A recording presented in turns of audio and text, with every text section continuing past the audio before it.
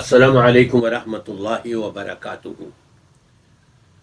سامعین کرام، مجھے امید ہے اللہ تبارک و تعالیٰ کی ذات سے آپ بخیر و عافیت سے ہوں گے۔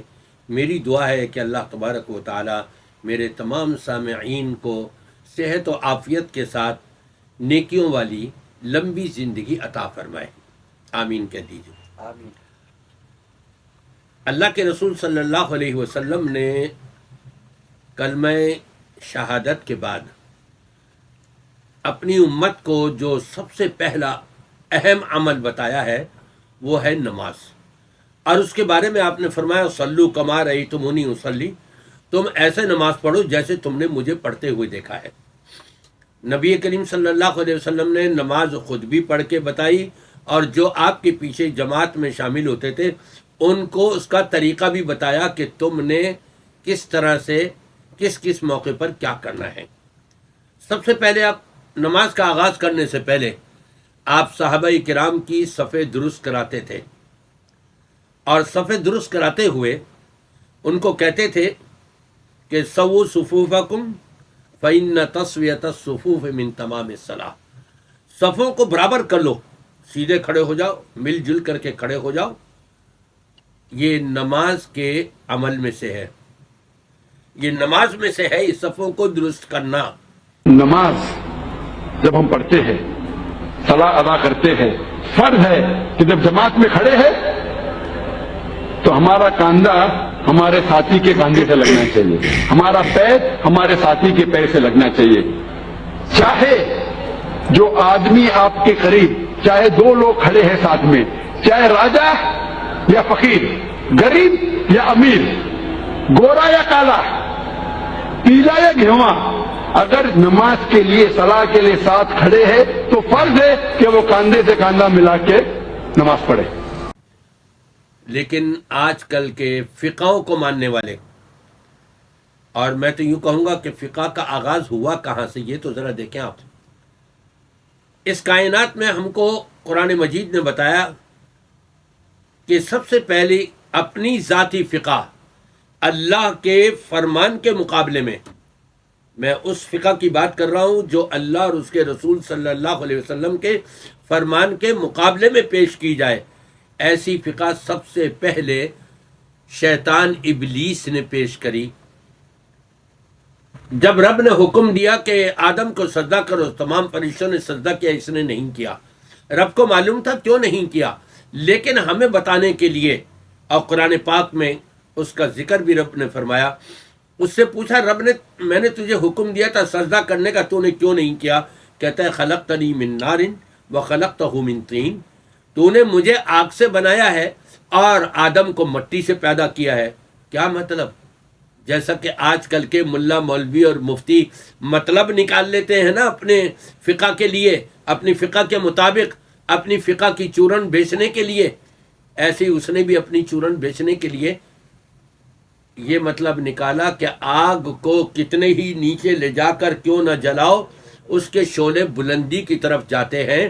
مٹی کو تو نے آدم کو مٹی سے بنایا ہے، مٹی کو کتنی بلندی پر لے جا کر کے کیوں نہ چھوڑو، وہ واپس پستی کی طرف آتی ہے۔ میرا مقام آگ سے جو بنا ہوا ہے ابلیس، یہ بلند ہے، اور مٹی سے بنے ہوئے انسان کا مقام اتنا بلند نہیں ہے، اس لیے میں اس کو کیسے سجدہ کروں؟ اس لیے دعا کیا کریں کہ اللہ تبارک و تعالی ہمیں ایسی فقہ سے بچائے جو اللہ اور اس کے رسول صلی اللہ علیہ وسلم کے واضح فرامین آ جانے کے بعد ہم اپنے راستے الگ الگ نکال رہے ہوں کہ فقہیں، جتنی بھی فقہیں بنی ہوئی ہیں، 5 فقہیں ہمارے پاکستان میں مشہور ہیں، سب نے اپنے اپنے الگ مسئلے بنائے ہوئے ہیں، جبکہ جن اماموں کی طرف یہ فقہ منسوب کی جاتی ہے وہ بری الذمہ ہیں، وہ اللہ کے بڑے ولی تھے، انہوں نے تو دین کی بڑی خدمت کی ہے، اور یہ چاروں اماموں نے یہ فرمایا ہے کہ اگر ہماری بات قرآن کی مطابقت رکھتی ہو، نبی کے فرمان کے مطابقت رکھتی ہو تو لینا، ورنہ مت لینا۔ لیکن آج کل کے یہ چورن بیچنے والے، یہ ملا مولوی اور مفتی جو ہیں اس پر عمل نہیں کر رہے، اور کہلاتے ہیں ہم حنفی ہیں، جبکہ یہ حنفیت سے بہت زیادہ دور ہے، اس لیے کہ اپنے امام کے اصول کے اوپر عمل نہیں کر رہے۔ آئیے سنیں، آپ دیکھیں کہ مفتی طارق مسعود صاحب کیا کہتے ہیں۔ دیکھیں ایک ہی ٹائم پہ کندھا ملانا اور ایک ہی ٹائم پہ پاؤں سے پاؤں جوڑنا یہ ممکن ہی نہیں ہے، تجربہ کر کے دیکھ لیں۔ کل ملانے کا مطلب ہے اس کے سیدھ میں لے کر آنا، تو اسی طرح جو پاؤں سے پاؤں ملانے کی حدیث ہے اس کا مطلب یہ ہے کہ پاؤں سب ایک دوسرے کی سیدھ میں آ جائیں، چپکنے کا مراد نہیں ہے اس میں۔ تو حدیث میں بھی جہاں مل کے کھڑے ہونے کا حکم ہے، صفوں میں خلا کو بند کرنے کا حکم ہے، تو اس سے کندھے سے کندھا ملانا مراد ہوگا، کیونکہ حدیث کا بھی وہی مفہوم بیان کیا جائے گا جو اس دور کا بھی عرف تھا اور آج کا بھی عرف ہے۔ تو اس لیے یہ جو پاؤں سے پاؤں ملانے کی روایات آج کل ہمارے معاشرے میں ہے، یہ پہلے اس کا ہمیں کوئی ثبوت بھی نہیں ملتا، کتابوں میں بھی ثبوت نہیں ملتا، یہ بھی بعد میں کچھ علماء کی ایک رائے ہے جو دنیا میں پھر پھیل گئی۔ یہ ہماری رائے ہے اور یہی جمہور علماء فقہا کی رائے ہے۔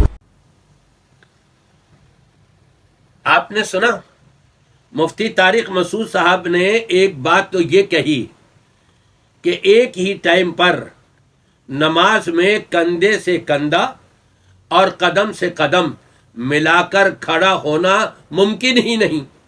کتنا بڑا جھوٹ بولا ہے، حالانکہ ان کو معلوم ہے کہ قرآن اور حدیث پر عمل کرنے والے، اہل حدیث اپنے آپ کو کہلانے والے، سلفی اپنے آپ کو کہلانے والے، یہ جو لاکھوں کروڑوں کی تعداد میں ہے دنیا میں، یہ سارے کے سارے اپنا کندھا بھی ملاتے ہیں اور اپنا قدم بھی برابر والے سے ملاتے ہیں، لیکن کتنا جھوٹا بڑا دعویٰ کر رہے ہیں کہ جی یہ تو ممکن ہی نہیں ہے کہ ایک ہی وقت میں کندھا بھی مل جائے اور ایک ہی وقت میں ہمارا قدم بھی مل جائے برابر والے کے کندھے اور قدم کے ساتھ۔ اللہ ان کو ہدایت دے۔ پھر اس کے ساتھ ساتھ آپ دیکھیں کیا کہتے ہیں کہ حدیث میں جو یہ آتا ہے نا کہ صفیں سیدھی کر لو، مل کے کھڑے ہو جاؤ، تو اس کا مطلب یہ ہے کہ سیدھ میں کھڑے ہو جاؤ، آگے پیچھے نہ ہو، سیدھ میں کھڑے ہو جاؤ، چپک کے نہ کھڑے ہو۔ کیا مطلب چپک کے نہ کھڑے ہونے کا؟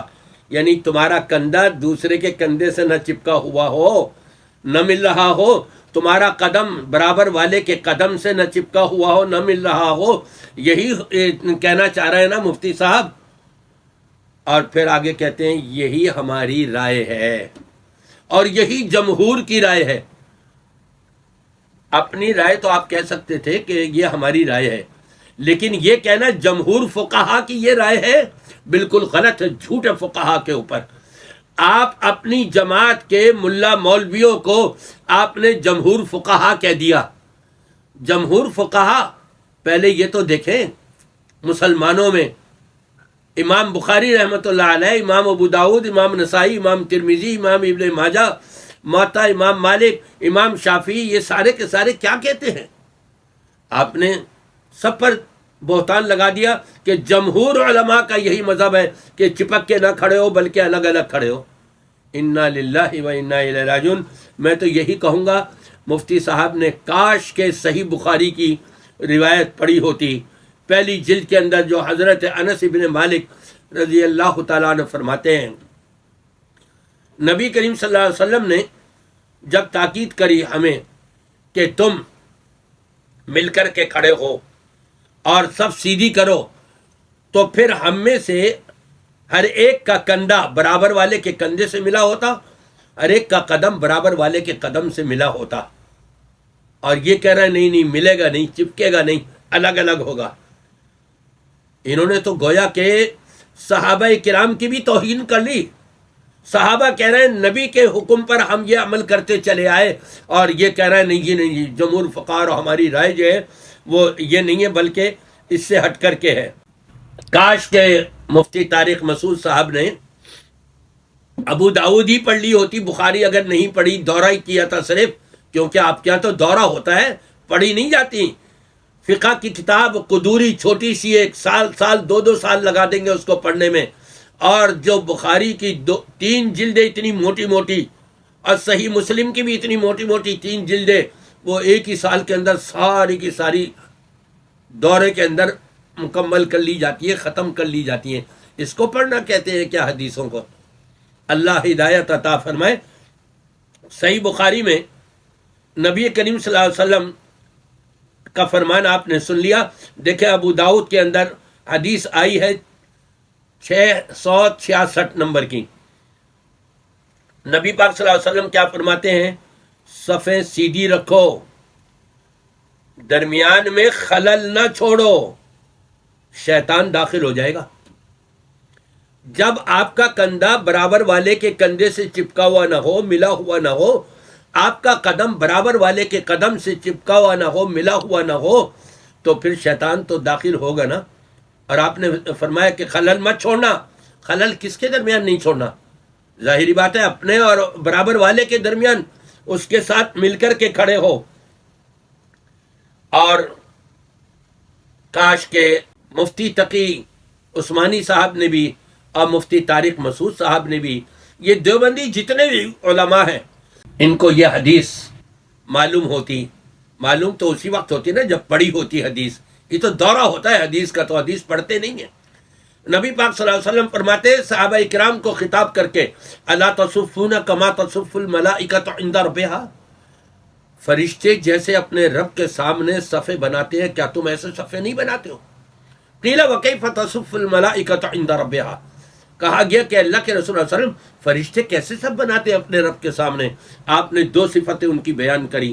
پہلی ایک صفت اس میں سے یہ، یکملون الصفوف الاول، جب تک اگلی صفیں مکمل نہ ہو جائیں پیچھے صف نہیں بناتے۔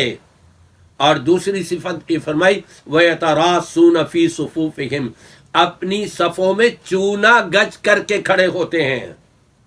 یہ یتراسون کا لفظ کیا کہہ رہا ہے کہ چپک کے نہیں کھڑے ہونا۔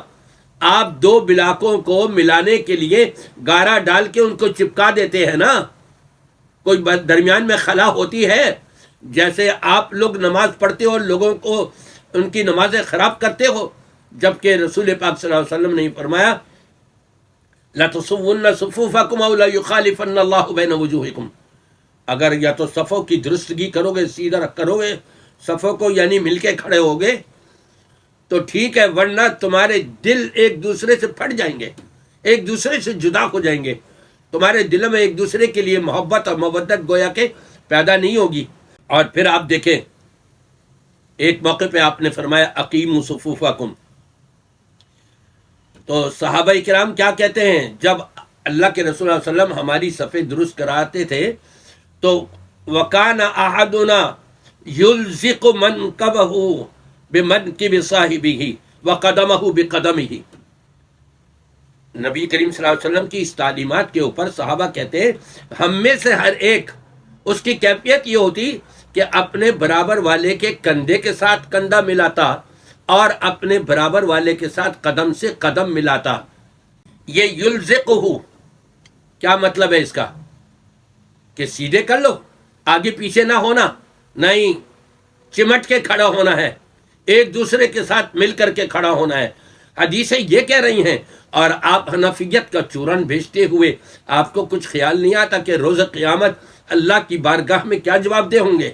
اور پتہ نہیں آپ نے میرا وہ کلپ بھی سنا یا نہیں، کافی عرصہ ہو گیا، میں نے ساری دیوبندیت کو، ساری حنفیت کو، ساری بریلویت کو چیلنج دیا تھا کہ 10 لاکھ روپے دوں گا میں، کسی ایک حدیث میں دکھا دو کہ اللہ کے رسول صلی اللہ علیہ وسلم نے فرمایا ہو اپنے قدم کو دوسرے بھائی کے قدم سے الگ کر کے رکھنا، اور اپنے دونوں قدموں کے درمیان یہ 4-5 انچی کا فاصلہ چھوڑنا بس۔ لیکن آج تک کوئی مائی کا لال میدان میں نہیں آ سکا۔